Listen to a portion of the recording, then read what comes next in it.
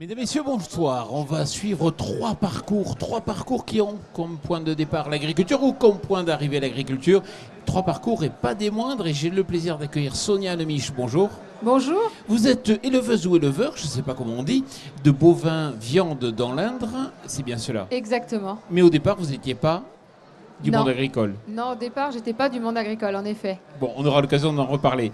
À vos côtés, Benjamin Cauchy, bonjour. Bonjour. Moi, je vous vois tous les jours sur BFM, sur toutes les télés. Vous êtes porte-parole des Gilets jaunes libres. Et Frédéric Descrozaille, donc vous êtes député La République En Marche, en Val-de-Marne, et vous avez fait carrière dans l'agriculture avant de vous intéresser à la politique. C'est bien ça?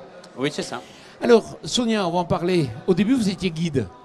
Alors au début, en fait, moi je suis d'une famille d'agriculteurs de Maquignon en Brenne, dans le parc naturel régional de la Brenne, qui est situé dans le centre de la France. Et j'ai fait des études dans le tourisme et j'ai travaillé 9 ans en tant qu'agent de voyage sur Paris. Et un jour, vous en avez eu marre. Et un jour, oui, en arrivant vers 30 ans, c'est plutôt un désir de mon mari de retourner reprendre l'exploitation familiale. Et là, on s'est lancé à corps perdu dans cette nouvelle activité pour nous. Et quelle exploitation? Vous avez donc des bovins, quelle race? Alors, on a des bovins, on est en race Limousine et Black Angus. Voilà. Et puis, vous les suivez à cheval? Alors oui, notre petite particularité, puisque en fait, en changeant de vie, on a voulu vraiment aussi associer une qualité de vie. C'était à une certaine condition, ce changement de vie. Et donc, nous, comme on est tous cavaliers, eh ben, au lieu d'aller aux vaches à pied ou en 4x4, on y va à cheval. Et vous êtes dans un paysage qui est génial. Ah ben, on est dans un parc naturel, on est au pays des 1000 étangs, dans un décor superbe. Notre exploitation fait plus de 500 hectares, donc on est vraiment dans un cadre idyllique. Le rêve, et vous gagnez l'argent?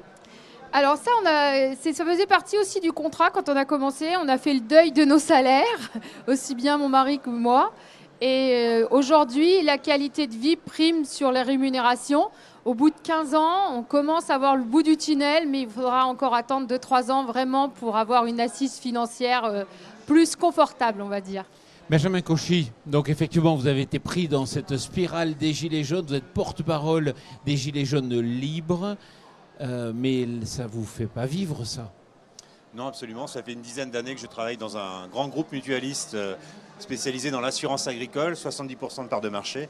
Comme ça, tout le monde l'aura compris. Et ça fait 10 ans que je suis au contact des exploitants agricoles. Tout d'abord en Picardie, puis dans les Landes, au Pays Basque et en Haute-Garonne depuis quelques années. Alors racontez-moi, comment vous êtes chez un assureur et puis du jour au lendemain, vous devenez porte-parole des Gilets jaunes? Eh bien, une journée fait 24 heures, donc on optimise son temps au maximum, on honore ses obligations professionnelles. Et sur son temps libre, eh bien, on optimise et on déploie son énergie, tout simplement. Vos collègues, ils trouvent ça comment?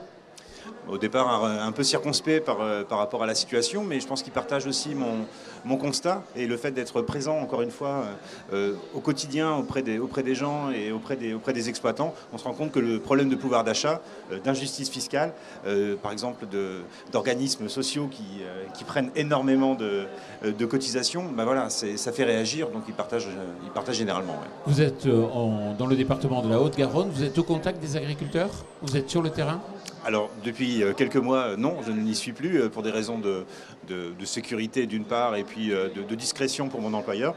Mais j'ai été effectivement jusqu'au mois de novembre au contact des céréaliers, oui, tout à fait. Parce qu'il faut le dire, c'est vrai qu'il y a eu des menaces de mort contre vous. Oui, absolument. Il y a eu des menaces à mon intégrité physique contre mes enfants également. Et puis également des menaces qui pouvaient susciter quelques dangers pour mes collègues. Donc, d'un commun accord avec la DRH, eh bien, on a souhaité me mettre en sécurité d'une part, protéger l'entreprise et mes collègues. Donc, c'est pour ça que j'ai changé d'emploi et mon entreprise me fait la plus grande confiance et je leur remercie d'ailleurs. Et quand vous vous projetez dans le futur, comment vous voyez le futur? Vous allez revenir chez cet assureur? Ben, j'y suis toujours et j'en suis fier. Après, l'avenir, quel est-il? Vous savez, le maître du temps dans notre pays, paraît-il, le maître des horloges, c'est le président de la République. Donc là, jusqu'au 15 mars, terme du grand débat, je reste un gilet jaune convaincu qui va continuer à revendiquer pour la réindexation des retraites, des pensions d'invalidité, des allocations d'adultes handicapés, qui est le cheval de bataille que je porte depuis le début du mouvement contre ce ras-le-bol fiscal et cette injustice, puisque les retraités, monsieur le député, perdent du pouvoir d'achat. C'est une réalité, malgré les promesses de campagne. Donc je m'investis là-dessus et après le 15 mars, on verra. Et le débat est lancé. Frédéric Descrozaille, vous avez bien senti qu'il vous faisait un appel du pied. Vous êtes député de La République En Marche, donc dans le Val-de-Marne. Racontez-moi un peu le début de votre activité dans l'agriculture. C'est tout simplement dans le prolongement de mes études. Je me suis trouvé à saisir l'opportunité d'un poste au début à l'Assemblée permanente des chambres d'agriculture et puis ensuite à l'époque COP de France s'appelait la CFCA et j'y ai travaillé. Ensuite j'ai rejoint le syndicat des jeunes agriculteurs où là j'ai commencé à vraiment m'épanouir professionnellement parce que les jeunes agriculteurs en France c'est une école extraordinaire de la prise de responsabilité pour les paysans qui y sont, qui exercent des mandats et pour toutes sortes de métiers et pour connaître le monde professionnel quand on en est salarié. Et à la suite de ça, j'ai occupé des postes de direction d'interprofession. Les interprofessions, ce sont des outils assez compliqués. J'aime bien ce qui est compliqué, en faire des choses simples. Et donc, le dernier poste que j'ai occupé dans ce domaine-là, c'était le poste de directeur général de l'interprofession des fruits et légumes frais, qui est une filière absolument passionnante, très compliquée. Je suis un passionné du frais alimentaire. Donc voilà ce qui a été ma carrière au contact du monde agricole et agroalimentaire. Alors vous avez été dans le syndicalisme, à la directeur du CNJ, enfin des jeunes agriculteurs. Vous en gardez un bon souvenir de cette époque? Plus qu'un bon souvenir. J'en garde, ça a beaucoup contribué à faire de moi l'homme que je suis aujourd'hui. C'est-à-dire que les jeunes agriculteurs, c'est quelque chose qui s'inscrit en France dans le prolongement de ce qu'a été la jeunesse agricole chrétienne, avec des principes très simples. On ne se coupe pas la parole, c'est-à-dire que le ton ne monte pas. On ne se quitte pas sans avoir pris une décision. Et quand on se retrouve, la première chose qu'on fait, c'est de vérifier que la décision prise a été exécutée, sinon on se demande pourquoi. Donc il y a une culture de la délibération et de la décision qui en font un outil d'autant plus génial qu'ils jouissent d'un vrai capital sympathie. On pardonne pas mal de trucs aux jeunes. Et ça permet en fait de lever des lièvres, d'être audacieux, de lancer des sujets qui ne sont pas forcément traités par les jeunes agriculteurs eux-mêmes derrière, mais ça permet de voir assez loin, de se projeter et c'est une expérience absolument passionnante et très formatrice. Emmanuel Macron est dans les allées. Ce matin, il a fait un discours. Qu'est-ce que vous en avez retenu? D'abord, une vision globale, puisqu'il a une approche. Il n'a pas seulement parlé du contexte de la loi que nous avons votée dans le prolongement des États généraux de l'alimentation, il a terminé sur, tout simplement, ce qui est juste énorme, l'enjeu de la relance du multilatéralisme dans le monde. Il a évoqué le fait, sans le dire, que ce multilatéralisme s'est trouvé en panne sur des questions agricoles en réalité. Je rappelle que le GATT qui a été créé en 1944, en même temps que l'ONU, la Banque mondiale et le FMI, l'agriculture n'était pas à l'ordre du jour jusqu'en 1994 en fait. C'est l'Uruguay Round 88-94 qui a introduit l'agriculture à l'ordre du jour des négociations commerciales internationales. Sur cette base, il y a eu l'échec de Seattle, l'échec de Cancun, le cycle de Doha qui devait durer 3 ans en 2001. On est toujours dedans, il est à l'agonie. En réalité, la question agricole ne peut pas être traitée comme celle des biens et des services qui le sont dans les négociations traditionnelles commerciales. C'est ce qu'a dit en substance le président de la République ce matin. L'enjeu alimentaire, agricole et alimentaire mondial est un enjeu géopolitique de première importance. C'est un enjeu de déstabilisation de paysanneries les plus pauvres. Les plus pauvres dans le monde, ce sont des paysans. 80% des affamés du monde sont des paysans. Et c'est une déstabilisation dont nous souffrons, qui est à l'origine de vagues migratoires, qui est à l'origine d'instabilité politique. Donc en fait, le nouveau contrat mondial dont le président de la République a parlé ce matin, c'est un nouveau contrat qui est fondé sur cette approche de la question alimentaire. Mais les accords du TAFTA, du CETA, c'est quand même Emmanuel Macron qui est à l'origine de la signature côté français? Non, on ne peut pas dire qu'il est à l'origine de la signature. C'est des accords qui ont été signés sous sa présidence, qui ont démarré bien avant. La panne du multilatéralisme a été telle qu'il n'aurait pas été raisonnable de ne plus signer aucun accord. Nous vivons de partenariats mondiaux. Nous vivons dans une interdépendance économique qui est d'abord intracommunautaire au niveau européen, mais pas seulement. Nous vendons, le savoir-faire français est vendu aux 4 coins du monde. Nous avons des métros et des RER qui roulent jusqu'à 2 heures du matin avec une entreprise qui peut perdre de l'argent parce que nous vendons des RER et ce savoir-faire à l'autre bout du monde. Donc ces accords, il n'était pas raisonnable de nous en passer complètement. Mais ce qu'il a rappelé ce matin, c'est qu'il était hors de question de sacrifier ce que nous voulons pour notre alimentation, sachant que c'est un enjeu qui est fondamental, qui est culturel, très très profond, le rapport à l'alimentation et au repas. Il n'est pas question, à l'occasion de tels accords, d'importer une agriculture, une alimentation dont nous ne voulons pas pour nous-mêmes. Sonia ou Benjamin? Oui, moi j'ai vraiment une interrogation en tant que gilet jaune. Les Français expriment un problème de pouvoir d'achat et c'est vrai que la malbouffe qui se répand est à la fois un problème pour nos exploitants agricoles mais également pour le citoyen alpha. Et quand on voit que, je reviens sur ces traités de libre-échange, monsieur le député, il y a encore quelques jours, l'Union européenne a décidé de baisser les normes environnementales sur les pommes de terre, le néonicotinoïde. Les néonicotinoïdes. C'est ça, absolument. Alors que c'est strictement interdit en France, mais dans le cadre de l'accord du CETA avec le Canada, l'Union européenne décide de baisser, encore une fois, ces normes environnementales. Avec cet accord, on importe du bœuf et du poulet qui est soit aux hormones, soit aux antibiotiques. Alors, il y a une aspiration forte des Français de manger mieux, et ça, c'est le rôle de l'élu, d'écouter les consommateurs que sont les Français. Il y a des exploitants agricoles qui crèvent la faim parce qu'ils n'arrivent pas à vivre dignement de leur travail. Est-ce que vous ne croyez pas que le monde marche à l'envers et que finalement cette mondialisation que le président de la République défend corps et âme, finalement ne va pas à l'encontre des aspirations simples et saines des Français? En fait, les choses sont pour moi plus compliquées que cela. Vous avez entièrement raison. Le monde s'est mis à marcher sur la tête parce que depuis des décennies, mais il ne faut pas jeter l'eau avec le bébé avec l'eau du bain. En 1946, il y avait des tickets de rationnement dans Paris. On n'avait pas eu faim en France pratiquement depuis la Révolution française. On a déclenché la politique agricole commune à l'époque. À 6, la moitié de la surface agricole utile des pays signataires du traité de Rome était en France. Et sur cette base, on a garanti une visibilité de revenus agricoles pour principalement le blé, la viande et le lait. On a sacrifié de ce point de vue-là les protéines végétales dont le président de la République a parlé ce matin, puisque les Américains se sont positionnés dessus. Ça, le succès de cette politique a été absolument fulgurant. Aucun secteur de l'économie n'a engrangé de tels gains de productivité en les cédant quasi intégralement à l'aval.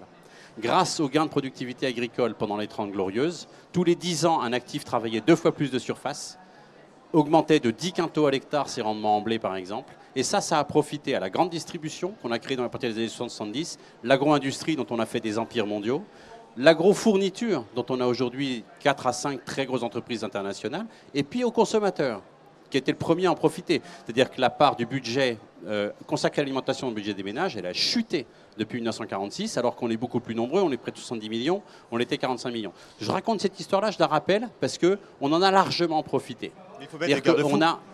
On a abouti à des excès environnementaux, des excès de risques sanitaires, des excès avec des baisses de revenus, c'est-à-dire des marges qui ont été rognées sur l'ensemble de ces métiers. J'ai recruté, j'en sais quelque chose, l'agroalimentaire paye moins bien que beaucoup d'autres secteurs.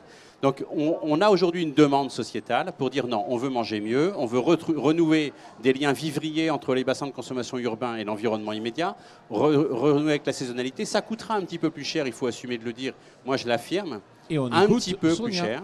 En fait, oui, mais il me lance un tel sujet, c'est impossible de ne pas répondre. En plus, ça me passionne. Sonia, on vous écoute. Moi, par rapport à toutes ces discussions, je comprends tous ces accords qu'il peut y avoir, mais moi, je dirais aux consommateurs, et là, on a quand même du public avec nous, je dirais simplement que le pouvoir, il est aux consommateurs. Et aujourd'hui, c'est au consommateur de choisir ce qu'il va consommer. Et je dirais, entre un produit qui vient du Canada, de la viande qui vient du Canada, ou un producteur, ou un produit qui vient de la France, c'est le consommateur qui va choisir. Et vous inquiétez pas, les industriels, ils suivront. Donc moi, je dirais simplement, le pouvoir est au consommateur et nous, les producteurs, on produira ce que vous avez envie de consommer. Si vous avez envie qu'on produise des produits sains, propres, on va vous produire des produits sains et propres. Le seul petit effort, peut-être, ce sera au niveau budget. Il faudra mettre un petit peu plus la main à la poche, mais peut-être en consommant un petit peu moins et mieux, nous, les agriculteurs, on vivra mieux et vous vous porterez mieux. Et comment vous faites justement pour vendre plus cher des produits de qualité? Alors moi déjà, je suis inscrite, ça fait 11 ans que je fais de la vente directe. Donc mes clients sont, on va dire, à 30 km autour de chez moi. Je suis sur des rations, on étudie beaucoup les rations sur les animaux. Alors sur ma ferme, nous, on ne produit pas du tout de céréales. J'achète mes céréales à une dizaine de kilomètres, entre 10 et 15 km de chez moi. Et après, on fait nos rations avec ces céréales. Donc et mes clients, ils sont prêts à mettre 1 euro, 1,50 € du kilo. Et en plus, à venir sur ma ferme le récupérer parce qu'ils savent exactement ce qu'ils vont manger. Mais du coup, ils vont peut-être en manger moins. Alors nous, on est producteurs de viande de bœuf. Ils vont peut-être manger moins de viande rouge, mais quand ils vont manger de la viande rouge, ils vont manger de la bonne. Donc, tous ces accords, nous, aussi bien en tant qu'agriculteurs ou consommateurs, eh ben, on peut annuler ces accords par notre mode de consommation. Benjamin, il y avait relativement peu d'agriculteurs chez les Gilets jaunes. Pourquoi ? Alors il y avait beaucoup d'agriculteurs le 17 novembre sur les ronds-points, dans les campagnes, dans les territoires oubliés de la République. Sonia n'est pas d'accord. Ces territoires dans lesquels les marcheurs ont oublié de marcher en 2017. Eh bien, moi je suis désolé, il y avait des exploitants agricoles qui étaient là. Et il y a encore 15 jours, en allant boire un petit café dans un petit village de Haute-Garonne, je suis tombé sur un président de caisse locale, exploitant agricole, qui me disait mais on est un peu perdu dans votre mouvement des Gilets jaunes parce que nous on ne se retrouve plus dans ces casseurs, dans ces images d'antisémitisme, enfin bref, tous les venins qui sont venus infiltrer le mouvement, mais l'essence même du mouvement, les agriculteurs partageaient parfaitement nos convictions. Le fait d'avoir une transition écologique de bon sens, le fait d'avoir une justice fiscale de bon sens, le fait d'avoir une justice sociale de bon sens, le bon sens terrien, c'est pas une invention, hein. Ça existe vraiment. Donc je crois que sur le fond, les exploitants agricoles partagent notre point de vue, veulent plus de protection, veulent manger mieux, veulent vivre mieux et veulent vivre décemment de leur travail. Donc sur le fond, on est tous d'accord. Après, c'est sur les méthodes, effectivement. Et c'est pour ça que désormais, on est nombreux à appeler à la mobilisation numérique. Le président de la République nous a tendu un piège qui s'appelle le grand débat national. Alors, je profite de votre antenne pour inciter tous les internautes, aussitôt l'émission finie, à aller sur legranddébat.fr et d'aller inonder et de faire saturer le serveur du granddébat.fr pour réclamer la réindexation des retraites, je pense notamment aux retraités agricoles qui souffrent, des pensions d'invalidité et des allocations adultes handicapés. Le président de la République devra être face à ses responsabilités au terme du grand débat, et si des millions de Français réclament la réindexation, soit il sera encore une fois taxé de menteur, ou soit il aura bel et bien montré qu'il était corps et âme à Juncker et à la Commission européenne et qu'il ne souhaite pas écouter son peuple. Vous avez un certain talent pour dire des choses qui, sur le fond, sont assez brutales et violentes, mais avec le sourire et de manière très pondérée. Bravo. Je ne peux pas vous laisser dire ça. Ce grand débat national n'est pas un piège. D'ailleurs, là, nous discutons. C'était pour gagner du temps. Oui. Bien sûr que c'était pour gagner du temps. Vous pouvez trouver un autre mot. Moi, je vais vous dire, la mobilisation qui a lieu en ce moment dans le pays, avec cette crise des Gilets jaunes en partie, mais je considère que c'est une excellente nouvelle. C'est-à-dire qu'il y ait cette passion de la chose publique, l'envie de contribuer, de pas seulement soutenir, le fait de se dire on a à se parler, cette découverte de se dire je connaissais pas mes voisins, je trouve plein de choses en commun. Les gens qui ont passé le premier de l'an ensemble alors qu'ils se connaissaient pas, tout ça pour moi c'est une très bonne nouvelle. C'est-à-dire ça participe à un renouvellement de la vie politique qui, pour partie, a fondé la République en marche. Donc, pour moi, ça me va très bien. Et je pense qu'on traverse quelque chose d'historique. Mais ça n'est pas un piège. Ça n'est qu'en discutant, en confrontant des points de vue. J'ai le plus grand respect de la contradiction. Je ne connais pas d'autre chemin d'accès à la fois à la vérité scientifique, judiciaire ou simplement à ce qu'il faut faire. Donc, confrontons les points de vue, faisons-le dans le respect des personnes, sans excès de langage. Et c'est de cette manière-là, je n'en doute pas, que oui, nous avons un président de la République qui prendra ses responsabilités et des élus qui le feront également. Sonia, pour finir, vous êtes retrouvée dans l'idée des Gilets jaunes ? Pas vraiment. Moi, je ne me suis pas retrouvée trop dans ces idées. En tant que chef d'entreprise, j'ai eu l'impression qu'on était plutôt un petit peu les méchants. C'est-à-dire que c'était plutôt, on va dire, un mouvement ouvrier. Et même si nous, on est des tout petits chefs d'entreprise et qu'on ne gagne pas plus que les ouvriers, mais c'était plutôt sur le mode. Mais moi, ce que j'ai ressenti dans notre région, c'était plutôt la misère sociale. Moi, j'ai ressenti que sur les ronds-points, les gens, ils venaient se parler et ils venaient à la rencontre d'autres personnes. Et moi, ce qui m'a touchée, c'est plutôt cette misère sociale. Et les gens qui étaient sur les ronds-points dans ma région, c'est souvent les gens qui sont sans emploi ou des gens qui ont des toutes petites retraites qui se retrouvent très isolés. Et ça, j'ai trouvé que c'était bien. En fait, les ronds-points, c'était un peu le bistrot du coin pour parler et recréer du lien. Mais concernant vraiment les problèmes qu'on peut avoir, nous, sur nos structures, comme des lourdeurs administratives, je dirais que ces gens-là, ils ne peuvent pas comprendre les problèmes qu'on a parce qu'ils ne le vivent pas. Et ils sont déconnectés de ça aussi. Benjamin. Oui, alors deux choses, Sonia, je partage complètement. Le mouvement, depuis quelques semaines, est galvaudé par de l'entrisme d'extrême gauche et de gauche. La France insoumise tente de prendre la main sur le mouvement. Non, mais je suis plutôt cash. Droite aussi. Non, mais sur le fond politique, quand on parle de 6ème République, c'est la France insoumise. Et donc du coup, ils ont fait dériver ce mouvement qui était une aspiration justement à ce ras-le-bol fiscal. Et quand on parle de ras-le-bol fiscal, on parle également de surcharge administrative. Et là-dessus, on partage. Donc je pense qu'il faut réellement revenir à l'origine du mouvement. La taxe sur le carburant qu'on a réussi à faire supprimer pour 2019, votre corporation a réussi à le faire sauter jusqu'en 2020, mais restez dans le combat, puisqu'en 2020, vous allez l'avoir. Hein. Non, mais aujourd'hui, le baril n'a jamais été aussi bas et pourtant, je suis désolée, à la pompe, on paye quand même assez cher. On est d'accord. Sonia, Benjamin, Frédéric Descrozaille, merci beaucoup d'être venus ici dans le cadre du salon débattre. Et puis merci à vous.